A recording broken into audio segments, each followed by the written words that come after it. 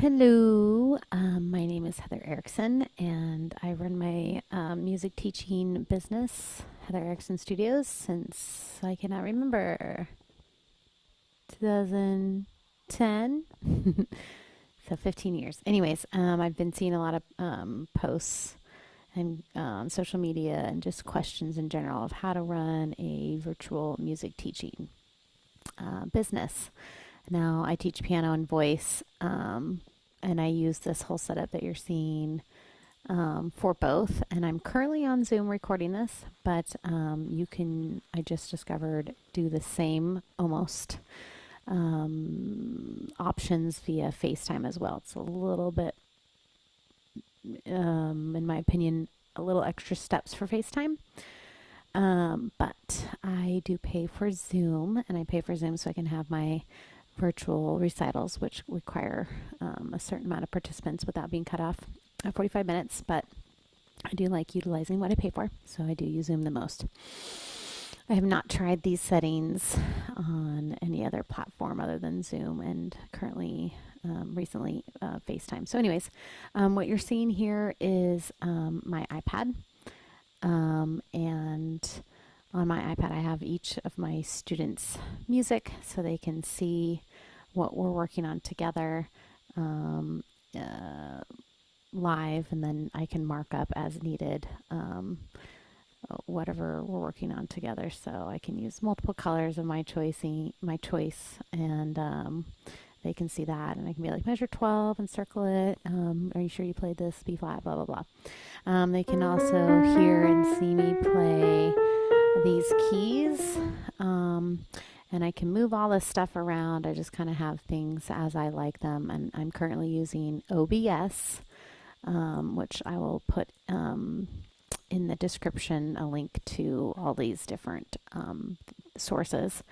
But OBS allows me to have all these different views. I can click over and they can just see my iPad or just see my face or the plethora of options here. So I have all that set, and that's a little bit of a learning curve to get OBS, but OBS is free to use. I was trying Ecamm as well, similar kind of options. And that was like 200 something a year or so for that usage. But I feel like I had trouble with Ecamm for some reason. I can't remember what the reasons were, but I've liked OBS the best so far. And then this keyboard, this is through Midiculous. Again, these are all online. I'll put a link for all those. And you can do different options for Midiculous, like the size of your keyboard. I think you can show letter names or not. Let's see where I can get that. Note display, all those kinds of things. So I do have like the letters showing up. It's a little hard when you're talking enharmonically. So like I'd be like F sharp, and they're like, oh, so is G flat.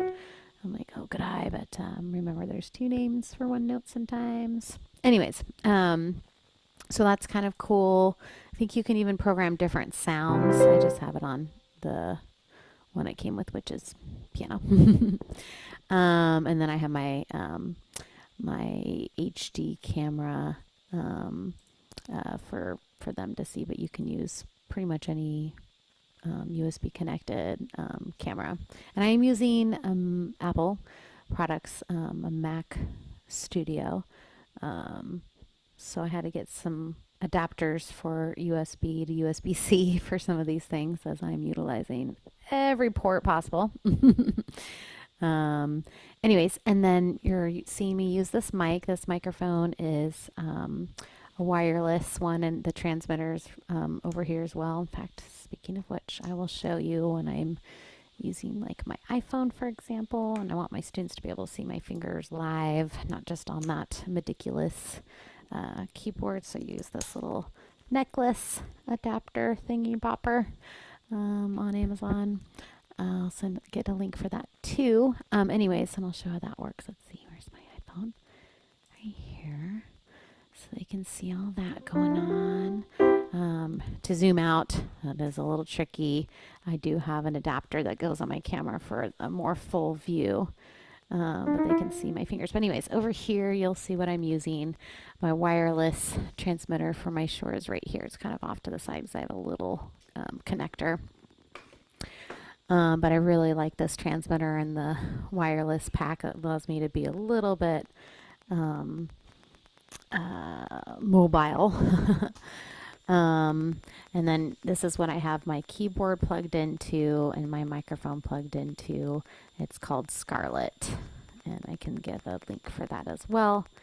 And then to be a little bit more mobile for me to hear the student, I have this wireless pack of a Shure as well.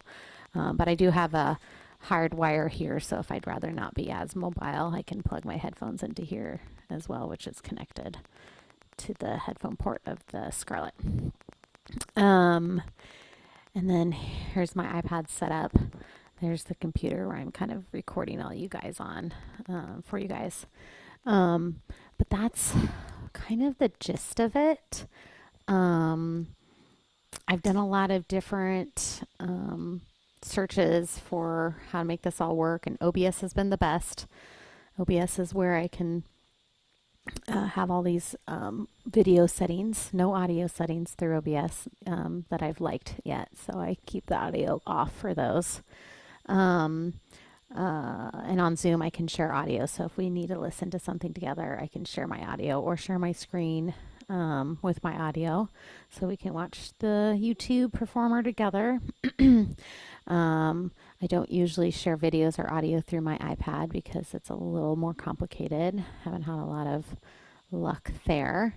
Let's see what else. Yeah, I teach using games quite a bit, so like Book It, and so I just share, my Safari screen. In fact, oh, perfect, I've got this. This is the Midiculous keyboard where you can see the keyboard light up. That's this website, and then any kind of, we were looking at intervals today and choosing songs. Anyways, so they can play games. I use the remote control so that they can click their own answers on Blooket or Kahoot or things like that. And so Zoom is capable of sharing screen and allowing remote control for the student. Otherwise, they can log in on another device, but I kind of prefer, just for quickness and ease, to go and use my mouse, and I've had some good luck there.